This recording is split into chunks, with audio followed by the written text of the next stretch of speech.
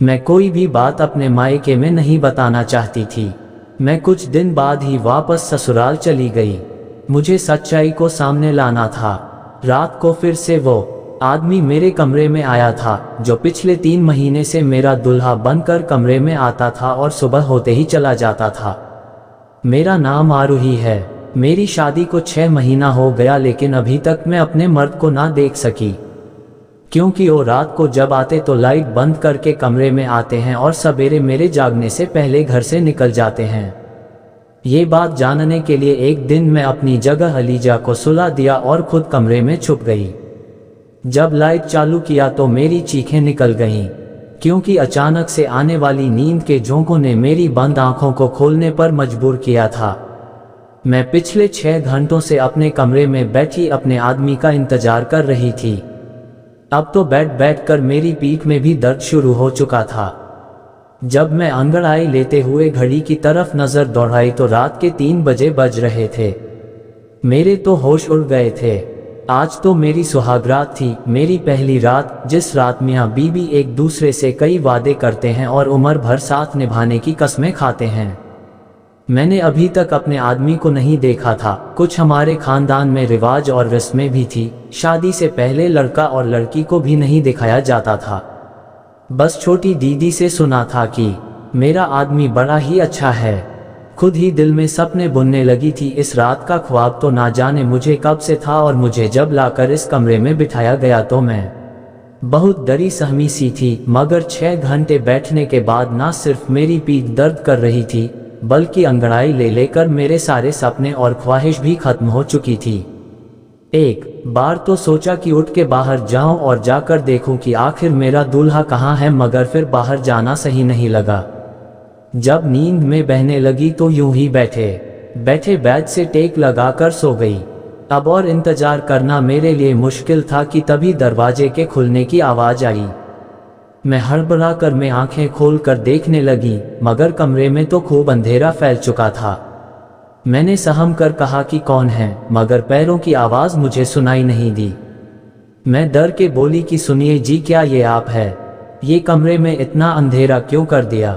क्या बिजली चली गई है? मैंने एक ही सांस में कई सवाल कर डाले थे, तभी गला खखार कर एक मर्दाना आवाज गूंजी, मैं हूं आपका दुल्हा।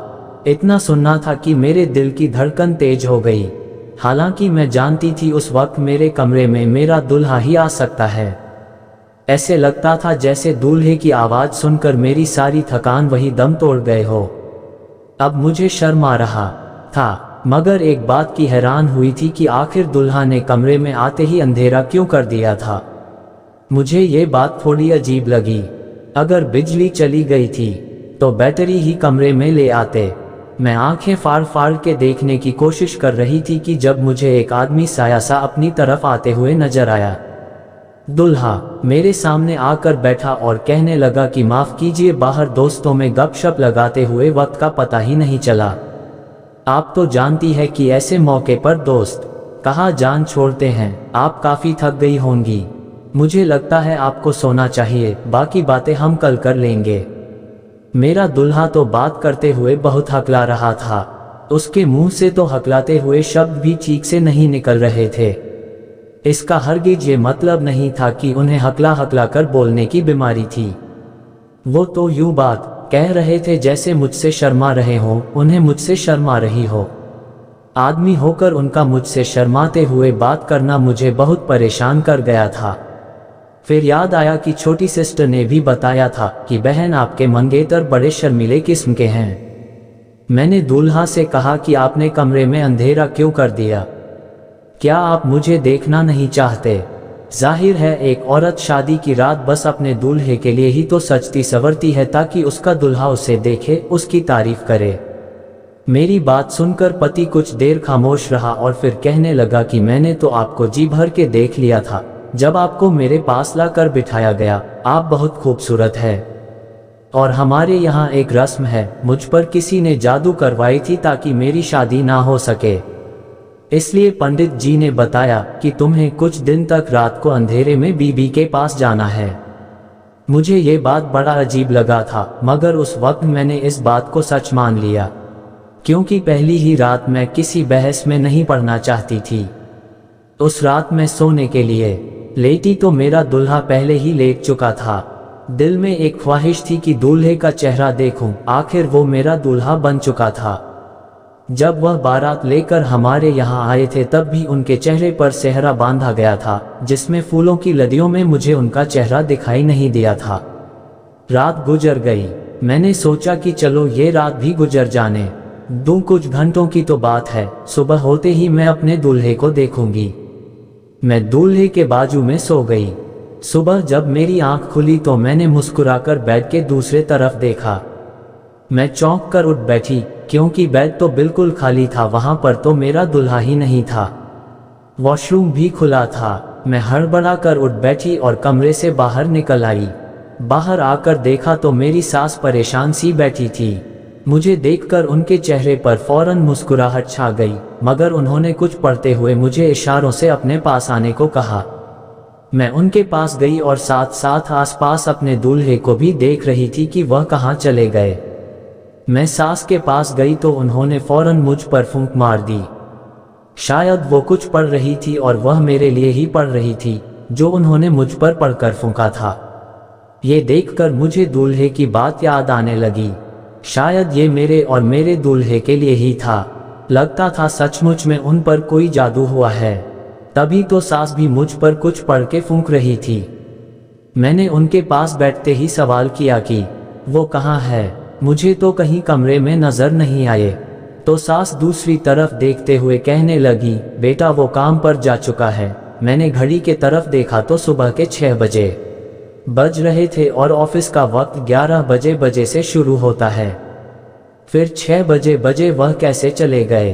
सास मेरी नजरों को देखकर सवाल समझ चुकी थी और कहने लगी कि बेटा उसके काम का कोई पता नहीं, वो अपने दोस्त के साथ मिलकर कारोबार करता है और दिल जब चाहे तभी घर से चला जाता है। तुम नाश्ता कर लो। मुझे ये बात बड़ी अजीब लगी। मेरा दिल चाहा सास से पूछूं, क्या दूल्हे की शादी में मर्जी नहीं थी? ना ही रात को उन्होंने मुझसे कोई बात की थी और ना ही वो मुंह दिखाएं। कैसे चले गए भला? कोई अपनी शादी के अगले दिन भी काम पर जाता है। मैं इसी सोच में गुम थी कि सामने वाले कमरे से एक लड़का निकला। मैंने उठकर देखा और जल्दी से अपना दुपट्टा सर पर ले लिया। मेरी सास मुस्कुराकर कहने लगी कि बेटी ये तुम्हारा देवर है।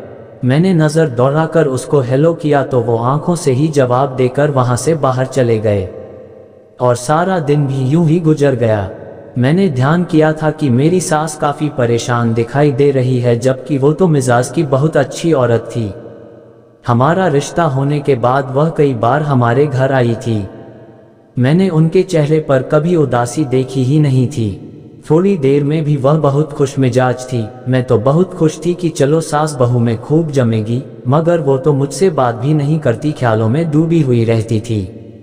मैं जब बुलाती तो ख्यालों से निकलकर मेरी तरफ देखने लगती। इस घर में मेरे दूल्हे सास के अलावा एक मेरा देवर भी था। हम 4 लोग ही यहाँ पर रहते थे। मैं शाम में अपने दूल्हे के आने की राह देख रही थी। बिल्कुल नई दुल्हन की तरह सज संवर कर बैठी हुई थी, मगर तभी दरवाजे पर दस्तक हुई। मैंने फौरन मुस्कुरा कर दरवाजा खोला तो सामने मेरा देवर संतोष खड़ा था।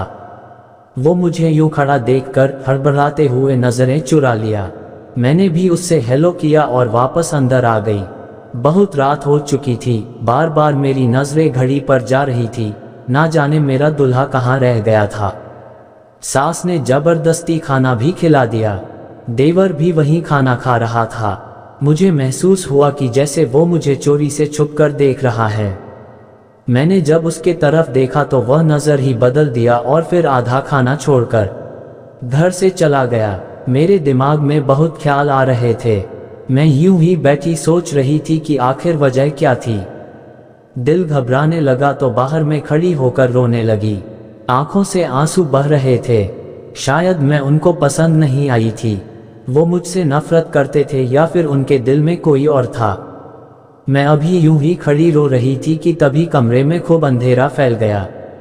हल्की लाइट बाहर के बल्ब की थी, जिसे मैंने यूं ही जलता छोड़ा और फिर कमरे में चली आई। श्यामलाल दूसरी तरफ मुंह किए बैठे थे। मैं आज हर बात क्लियर करना चाहती थी, इसलिए बिना कुछ कहे दूल्हे के पास जाकर बैठ गई। मेरा कंधा दूल्हे के कंधे के साथ लग गया तो वह तुरंत मुझसे इतना दूर हुए कि उनका कंधा दोबारा मेरे कंधे के साथ ना लग सके। मैं दूल्हे से हर बात क्लियर करना चाहती थी कि आखिर वो मेरे साथ ऐसा क्यों कह रहे हैं। मैंने एक बार फिर दूल्हे के तरफ देखा और डरते डरते दूल्हे का हाथ थाम लिया। मेरी हाथ महसूस करते ही तुरंत श्यामलाल ने अपना हाथ छुड़वाया और उठ खड़े हुए। दूसरे तरफ मुंह मोड़ के कहने लगे कि जो भी बात करनी है जल्दी करें, मैं बहुत थका हुआ हूँ, मुझे नींद आ रही है। दूल्हे की बातें मेरी आंखों में आंसू ले आया था। मैं बोली कि क्या आप किसी और को पसंद करते हैं? अगर ऐसी कोई बात थी तो आपने मुझसे शादी क्यों की? दूल्हा बोला कि मैं किसी और को पसंद नहीं करता, बस मेरी एक मजबूरी है। ना ही मैं आपको अपना चेहरा दिखा सकता हूँ और ना ही मेरे पास समय है जो आपके पास बैठकर मोहब्बत भरी बातें करूं। मुझे भी गुस्सा आ रहा था। आखिर ये कौन सी मजबूरी थी कि मेरा दूल्हा मुझसे दूर भागे और मैं उसके पास आने की कोशिश करती रहूं। उस दिन के बाद कई दिन यूं ही गुजर गए और सारी रात में यूं गहरी नींद सोती कि मेरी आंख फिर सुबह ही जाकर खुला करती थी। सारा दिन दूल्हा घर से बाहर रहता था और दूसरी तरफ मुझे ना जाने क्यों ये महसूस होने लगा कि जब मैं इधर उधर देखती तो कोई नजर नहीं आता था। एक बार मैं दूल्हे की चाय बनाकर अपनी सास के कमरे में जाने लगी तो उनकी आवाज़ सुनकर वहीं रुक गई। वो शायद किसी से फ़ोन पर बात कर रही थी। बार बार वो एक ही बात दोहरा रही थी। पता नहीं कौन था, लेकिन मेरी सास उसकी विनती कर रही थी। ना जाने मेरी सास को कौन ब्लैकमेल कर रहा था। मैंने जब उनके कमरे का दरवाज़ा खटखटाया और कमरे में दाखिल हुई तो वो फ़ोन बंद करके अपने आंसू पोंछने लगी। मैंने उनके रोने की वजह पूछी तो वो कहने लगी कि उनका भाई है, उनसे नाराज हैं, 10 साल हो गए हैं, उनसे सीधे मुंह बात ही नहीं कर रहा, ना ही कभी उनसे मिलने आता है। वो उसकी फ़ोन पर रो रो के विनती करती है। मेरा दिल अपनी सास की बात सुनकर उदास हुआ था, मगर उसके बाद जो सच्चाई मेरे सामने आई, मैं दंग रह गई थी। कुछ दिन बाद ही सास की बहन उनसे मिलने आ गई। मुझसे भी बड़े प्यार से मिली, खाना भी हमारे साथ खाया। मैंने ये महसूस किया था कि सास और देवर दोनों को खाना खाना नागवार सा लग रहा था। मेरा देवर तो खाना खाते ही अपने कमरे में चला गया और जब देवर के ये तेवर चाची ने देखी तो वो मेरी सास से कहने लगी, तुमने संतोष का रिश्ता बचपन से ही मेरी बिटिया से तय किया था। अब तुम मुझे बताओ कि कब तक मेरी बिटिया को बहू बना कर लाओगी। मेरी सास अपनी बहन को पूछताछ कर रही थी। मुझे यह महसूस हुआ कि जैसे वो संतोष की शादी अपनी बहन की बिटिया से करना ही नहीं चाहती।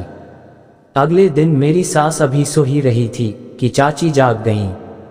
मैं किचन में अपने लिए नाश्ता बना रही थी, तभी चाची भी वही आ गई। मुझसे कहने लगी कि मैं उनके लिए भी नाश्ता बना दूं। मैंने उनके लिए भी नाश्ता बनाया और हम एक साथ नाश्ता करने लगे। चाची मुझसे कहने लगी, श्यामलाल नजर नहीं आ रहा, क्या अब तक सोया पड़ा है? कल से मैं आई हूँ, उस लड़के को मिलने की भी इच्छा नहीं हुई। मैंने कहा, वो सुबह सवेरे ही काम पर चले जाते हैं। कहने लगी, चलो सुबह चला जाता है तो रात को वापस कब आता है? मैंने कहा, वो बहुत देर से आते हैं। मेरी बात पर चाची खामोश हो गई थी, फिर अपनी चाय पीने लगी। मुझे एकदम से अपनी सास की भाई का ख्याल आया तो मैंने भी जिक्र कर दिया। मैंने कहा, आपके भाई साहब किस बात पर इतना ज़्यादा नाराज है कि रोज़ मेरी सास उनसे विनती करती है, लेकिन वो है अपनी बहन पर ज़रा भी तरस नहीं खाते। मेरी बात सुनकर चाची हैरत में पड़ गईं। कहीं कौन सा भाई, हमारा तो कोई भाई है ही नहीं, हम बस 2 बहनें ही हैं। ये बात सुनकर मैं दंग रह गई थी। अगर मेरी सास का कोई भाई नहीं था तो वो रो रो कर किससे विनती करती थी कि वो वापस आ जाए, एक बार उनसे मिल लें। चाची भी नाउम्मीद हो गई थी और मेरी सास कहने लगी कि संतोष उस लड़की से शादी नहीं करना चाहता था। मैंने कहा, क्यों? तो वो कहने लगी, उसकी मर्जी नहीं है। मैंने कहा, अगर मर्जी नहीं थी तो इतने साल से क्यों बात जोड़े रखी, पहले इनकार कर देता। मेरी सास कहने लगी, कि यही बात मैंने संतोष से भी कही है। मैं अपने दोनों बेटों का हाथों बहुत दुखी हो चुकी हूँ, दोनों ही मर्जी के मालिक हैं। ये कहकर वो रोने लगी और मैं उन्हें तसल्ली देने लगी। तो परेशान तो मैं भी अपने पति से आ चुकी थी, इसलिए मैंने सोचा कि शायद मैं उनके सामने हूँ, इसलिए उन्हें मेरी एहसास नहीं है। क्यों नहीं कुछ दिन के लिए मैं अपने मायके चली जाऊं ताकि उन्हें मेरी फिक्र हो। इसलिए एक दिन जब दिल बहुत ज्यादा परेशान हुआ तो अपनी सास से पूछा और चली गई, और सोचा आपकी अम्मा से भी तो जाकर पूछूं कैसे आदमी से मेरी शादी करवाई है जिसने अभी तक अपना चेहरा अपनी बीवी को ही नहीं दिखाया। मैं तो जानती ही नहीं थी कि वहां पहुंचकर मुझे कैसा धक्का लगने वाला है। जब मायके के दरवाजे पर पहुंची तो तभी एक डाकिया आया। वो हमारे घर के बाहर था। मैंने उसे बोला क्या आया है और टटोल कर देखने लगी। उस कागज पर तो मेरा ही नाम लिखा था। जब खोलकर मैंने अंदर मौजूद कागज पढ़ा तो मेरे पैरों के नीचे से जमीन निकल गई। मैं अपनी अम्मा के घर जाकर अपने कमरे में चली गई। सारा दिमाग सोचने समझने की हिम्मत सब कुछ खत्म हो चुका था। मेरे साथ कौन सा खेल शादी के नाम पर खेला जा रहा था। जो कागज मेरे हाथ में थे वो देखकर जो हकीकत मुझ पर खुली थी, मैं चकरा कर रह गई। पूरे दिन मैं अपने घर पर ही बैठी रही। मैंने अपनी छोटी बहन से कहा वो मुझे मेरे पति की तस्वीर दिखाए, जो कि शायद उसने शादी के मौके पर खींची थी, क्योंकि मैंने तो अब तक अपने दूल्हे को नहीं देखा था। मेरी बहन ने मुझे एक तस्वीर दिखाई जो खाना खाते वक्त ली गई थी। वो बहुत अच्छा और नौजवान लड़का था। मैं कोई भी बात अपने मायके में नहीं बताना चाहती थी। मैं कुछ दिन बाद ही वापस ससुराल चली गई। मुझे सच्चाई को सामने लाना था। रात को फिर से वो आदमी मेरे कमरे में आया था जो पिछले 3 महीने से मेरा दूल्हा बनकर कमरे में आता था और सुबह होते ही चला जाता था। ये कौन था जो मेरे जज्बात के साथ खेल रहा था। आज मैं खुद ये चाहती थी कि वह रूम से बाहर निकल जाए, क्योंकि अब मैं जान चुकी थी कि वह मेरा दूल्हा नहीं है। फिर भी मैंने सच जानने के लिए उससे ये मायके गई थी तो आपने मुझे कितना याद किया। मेरे सवाल पर वो गड़बड़ा कर कहने लगे, जाहिर है आप मेरी बीवी है, मैं कैसे आपको भूल सकता हूँ। मैंने कहा मुझे आपको देखना है, आज मैंने शादी की फोटो में आपको देखा था। वो मेरी बहन ने खींची थी, इसलिए दिल में आया है कि 3 महीना गुजर गया है, मैं आपको क्यों ना देख लूं। मैं नहीं मानती ऐसी किसी भी जादू को। अब आप खुद लाइट जलाएंगे या मैं जला दूं। वो कहने लगे कि मैं पहले भी आपसे कह चुका हूं कि मेरा दवाई चल रहा है और आप इस दवाई को सच मानती है या झूठ, लेकिन मैं ये दवाई करवाए बिना आपके सामने नहीं आऊंगा। अगर आप मुझे रोज यूं तंग करेंगी तो मैं आज के बाद आपके कमरे में भी नहीं आऊंगा। और ये कहकर वो कमरे से बाहर निकल गए। आज हमारी शादी को 7 महीने हो गए, अभी तक मैंने अपने दूल्हे का चेहरा नहीं देखा। आगे की कहानी सुनने के लिए आप हमारे चैनल को सब्सक्राइब करें।